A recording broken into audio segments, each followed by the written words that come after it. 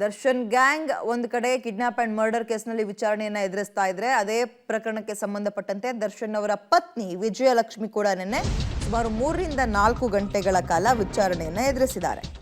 ಪೊಲೀಸರ ಮುಂದೆ ಕೆಲವೊಂದು ಹೇಳಿಕೆಯನ್ನ ಕೊಟ್ಟಿದ್ದಾರೆ ವಿಜಯಲಕ್ಷ್ಮಿ. ಯಾವ ವಿಚಾರಕ್ಕೆ ಸಂಬಂಧಪಟ್ಟಂತೆ ವಿಜಯಲಕ್ಷ್ಮಿ ಅವರನ್ನ ಕರೆದ್ರು ವಿಚಾರಣೆ ಎದುರಿಸುವಂತೆ ನೋಡ್ತಾ ಹೋಗೋಣ.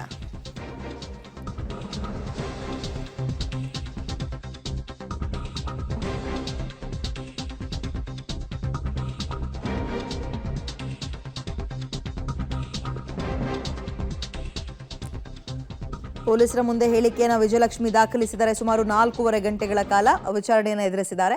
ಕೊಲೆ ದಿನ ದರ್ಶನ್ ಧರಿಸಿದ ಶೂ ವಿಜಯಲಕ್ಷ್ಮಿ ಮನೆಯನ್ನ ಸೇರಿತ್ತು. ದರ್ಶನ್ ಧರಿಸಿದ ಶೂಸ್ಗಳನ್ನ ಪೊಲೀಸರು ಸೀಸ್ ಮಾಡಿದ್ರು. ಅವರೇ ಮನೆಯಿಂದ ಹೊರಗೆ ಬಂದು ತಂದು ಕೊಟ್ಟಿದ್ರು ವಿಜಯಲಕ್ಷ್ಮಿ. ಈ ಬಗ್ಗೆ ಪೊಲೀಸರ ಮುಂದೆ ಹೇಳಿಕೆಯನ್ನು ದಾಖಲು ಮಾಡ್ಕೊಂಡಿದ್ದಾರೆ. ಅಂದ್ರೆ ಒಂದೊಂದು ವಿಚಾರವನ್ನು ಎಷ್ಟೊಂದು ಇಂಟರ್ನಲ್ ಆಗಿ ಹೋಗಿ ವಿಚಾರಣೆ ಮಾಡ್ತಾ ಇದ್ದಾರೆ, ಸಾಕ್ಷಿಗಳನ್ನು ಕಲೆ ಹಾಕ್ತಾ ಇದ್ದಾರೆ ಪೊಲೀಸರು. ಈ ಪ್ರಕರಣ ಎಲ್ಲೂ ಕೂಡ ಹಳ್ಳ ಹಿಡಿಬಾರ್ದು, ತಪ್ಪಾದವರಿಗೆ ಶಿಕ್ಷೆ ಆಗ್ಲೇಬೇಕು ಅನ್ನೋದಕ್ಕೆ ಇಲ್ಲೊಂದು ಪ್ರೂಫ್ ಸಿಕ್ಕಿದೆ. ಯಾಕಂದ್ರೆ ವಿಜಯಲಕ್ಷ್ಮಿ ಅವ್ರ ಮನೆಯಲ್ಲಿ ಶೂಸ್ ಸಿಕ್ತು. ನಿನ್ನೆ ಅವ್ರನ್ನ ವಿಚಾರಣೆ ಕರೆಸಿದ್ರು. 3 ರಿಂದ 4 ಗಂಟೆಗಳ ಕಾಲ ಇದೊಂದೇ ವಿಚಾರವನ್ನ ವಿಚಾರಣೆ ಮಾಡಿದ್ದಾರೆ. ಈ ವೇಳೆ ಮೈಸೂರಿಗೆ ಶೂಟಿಂಗ್ಗೆ ಹೋಗಿದ್ರು ದರ್ಶನ್.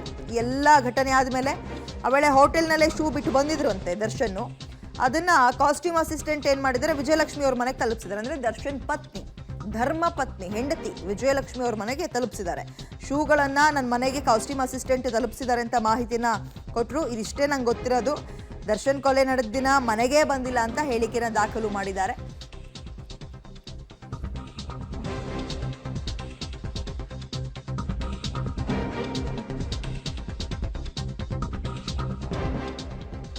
ಓಕೆ, ಮೈಸೂರಿಗೆ ಈ ಘಟನೆ ಆದಮೇಲೆ ಶೂಟಿಂಗ್ಗೆ ಹೋಗಿದ್ರು ದರ್ಶನ್.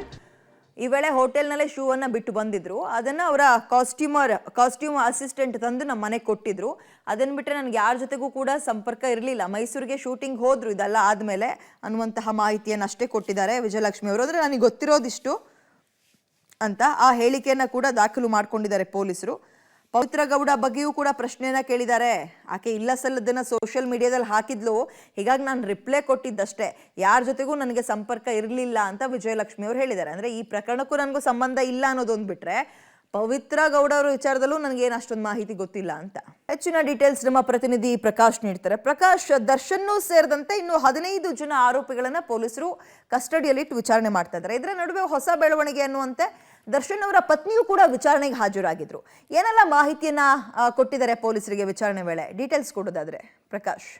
ನಿನ್ನೆ ವಿಚಾರಣೆಗೆ ಹಾಜರಾಗಿರುವಂತಹ ಸಂದರ್ಭದಲ್ಲಿ ನಟ ದರ್ಶನ್ ಅವರು ತಮ್ಮ ನಿವಾಸಕ್ಕೆ ಬಂದಿದ್ರ ಅನ್ನುವಂತಹ ಒಂದಿಷ್ಟು ಮಾಹಿತಿಯನ್ನ ಕಲೆ ಹಾಕಿದ್ದಾರೆ.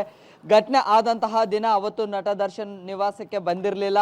ಸೊ ನೇರವಾಗಿ ಶೂಟಿಂಗಿಗೆ ಹೋಗಿದ್ರು. ಅಲ್ಲೇ ಒಂದಿಷ್ಟು ಅವತ್ತು ಏನು ಪ್ರೀವಿಯಸ್ ಡೇ ಯಾವ ಬಟ್ಟೆಯನ್ನ ಧರಿಸಿದ್ರು, ಜೊತೆಗೆ ಶೂ ಅನ್ನ ಧರಿಸಿದ್ರು, ಅದರ ಬಗ್ಗೆ ಕೂಡ ಮಾಹಿತಿಯನ್ನ ಕೇಳಿದ್ದಾರೆ. ಶೂ ಅನ್ನ ಕೂಡ ಅಲ್ಲೇ ಮೈಸೂರಲ್ಲೇ ಬಿಟ್ಟು ಬಂದಿದ್ರು. ಆ ನಂತರ ಅಲ್ಲಿನ ಕಾಸ್ಟ್ಯೂಮ್ ಅಸಿಸ್ಟೆಂಟ್ ಏನಿದ್ದಾರೆ ಅವರು ನೇರವಾಗಿ ವಿಜಯಲಕ್ಷ್ಮಿ ಅವರ ಮನೆಗೆ ಕಳಿಸ್ಕೊಡುವಂತ ಕೆಲಸವನ್ನ ಕೂಡ ಮಾಡ್ತಾರೆ. ಆ ವಿಚಾರದ ಬಗ್ಗೆ ಕೂಡ ಪೊಲೀಸರು ಮಾಹಿತಿಯನ್ನ ಕಲೆ ಹಾಕ್ತಾರೆ. ಸೊ ಈ ಘಟನೆ ಏನಾಯ್ತು ಅನ್ನೋಂಥದ್ರ ಬಗ್ಗೆ ವಿಜಯಲಕ್ಷ್ಮಿ ಅವ್ರಿಗೆ ಯಾವುದು ಕೂಡ ಗೊತ್ತಿರಲಿಲ್ಲ. ಮಾರನೇ ದಿನ ಇದೆಲ್ಲ ಬೆಳವಣಿಗೆಗಳ ಬಗ್ಗೆ ವಿಜಯಲಕ್ಷ್ಮಿ ಅವ್ರಿಗೆ ಗೊತ್ತಾಗುತ್ತೆ. ಸೊ ಘಟನೆ ಯಾವಾಗ ಆಯ್ತು, ಇದ್ರ ಬಗ್ಗೆ ಏನಾದ್ರು ತಮ್ಮ ಮುಂದೆ ಹೇಳಿಕೊಂಡ್ರ ಅಥವಾ ಏನೆಲ್ಲ ಆಯ್ತು ಅನ್ನುವಂತಹ ಮಾಹಿತಿಯನ್ನ ಕೂಡ ಕೇಳಿದ್ರು. ಆದ್ರೆ ಅದು ಯಾವುದಕ್ಕೂ ಕೂಡ ಉತ್ತರವನ್ನ ನೀಡಿರ್ಲಿಲ್ಲ. ಘಟನೆ ಆಗಿರುವಂತಹ ಬಗ್ಗೆ ಯಾವುದೇ ಮಾಹಿತಿ ಕೂಡ ಇರಲಿಲ್ಲ. ಮಾರನೇ ದಿನ ಮಾತ್ರ ಗೊತ್ತಾಗಿತ್ತು ಅನ್ನುವಂತಹ ಮಾಹಿತಿಯನ್ನ ಕೂಡ ಹೇಳಿಕೊಂಡಿದ್ದಾರೆ. ಅದರ ಜೊತೆಗೆ ಶೂ ಬಟ್ಟೆಯನ್ನ ಕೂಡ FSL ಅಧಿಕಾರಿಗಳು ಪರಿಶೀಲನೆಯನ್ನ ನಡೆಸಿ ಅದನ್ನ ಸಂಗ್ರಹವನ್ನ ಮಾಡಿಕೊಂಡಿದ್ದಾರೆ. ಅಂದ್ರೆ ಇಂಚಿಂಚು ಮಾಹಿತಿಯನ್ನ ಕೂಡ ಕಲೆ ಹಾಕೋದರ ಜೊತೆಗೆ ಸಾಕ್ಷಿಗಳು ಯಾವ್ದೆಲ್ಲ ಮೂಲಗಳಲ್ಲಿ ಸಿಗುತ್ತೆ ಅಂತವೆಲ್ಲ ವಸ್ತುಗಳನ್ನ ಕೂಡ ಸಂಗ್ರಹ ಮಾಡುವಂತ ಕೆಲಸವನ್ನ ಪೊಲೀಸರು ಜೊತೆಗೆ FSL ಅಧಿಕಾರಿಗಳ ತಂಡ ಕೂಡ ಮಾಡಲಾಗ್ತಾ ಇದೆ. ಅದರ ಜೊತೆಗೆ ಈಗ ನಟ ದರ್ಶನ್ ಧರಿಸಿರುವಂತಹ ಬಟ್ಟೆಗಳಾಗಿರ್ಬೋದು, ಶೂ ಆಗಿರ್ಬೋದು, ಅಥವಾ ಅವರ ಮೂವ್ಮೆಂಟ್ಸ್ಗಳು ಏನೆಲ್ಲ ಇದ್ವು ಅದೆಲ್ಲವನ್ನ ಕೂಡ ಮಾಹಿತಿಯನ್ನ ಕಲೆ ಹಾಕ್ತಾ ಇದ್ದಾರೆ. ಅದರ ಜೊತೆಗೆ ಪ್ರೀವಿಯಸ್ ಡೇ ಇಂದ ಹಿಡ್ಕೊಂಡು ಈ ಘಟನೆ ಬೆಳಕಿಗೆ ಬಂದ ದಿನ ಅಲ್ಲಿಯ ತನಕಲೂ ಕೂಡ ಆ ಡ್ಯೂರೇಷನ್ ವೇಳೆಗಾಗ್ಲೂ ಕೂಡ ನಟ ದರ್ಶನ್ ಅವರ ಟ್ರಾವೆಲ್ ಹಿಸ್ಟರಿಯನ್ನ ಖುದ್ದು ವಿಜಯಲಕ್ಷ್ಮಿ ಅವರಿಂದ ಕೂಡ ಮಾಹಿತಿಯನ್ನ ಪಡೆದಿದ್ದಾರೆ ಪೊಲೀಸರು. ಸೊ ಹೀಗೆ ಪ್ರತಿಯೊಂದು ವಿಚಾರಗಳನ್ನ ಕೂಡ ಕುಲಂಕುಷವಾಗಿ ವಿಜಯಲಕ್ಷ್ಮಿ ಅವರಿಂದ ಕೂಡ ಮಾಹಿತಿಯನ್ನ ಪಡೆಯುವಂತ ಕೆಲಸಗಳು ನಿನ್ನೆ ಪೊಲೀಸ್ ವಲಯದಿಂದ ಆಗಿದೆ. ವಿದ್ಯಾ, ಪವಿತ್ರ, ಎಸ್, ಈ ಪ್ರಕರಣದಲ್ಲಿ ವಿಜಯಲಕ್ಷ್ಮಿ ಅವ್ರನ್ನ ನಿನ್ನೆ ಸ್ಟೇಷನ್ಗೆ ಕರೆಸಿದ್ರು, ಸಾಕ್ಷಿಯಾಗಿ ಪರಿಗಣನೆಗೆ ತಗೊಂಡಿದ್ದಾರೆ.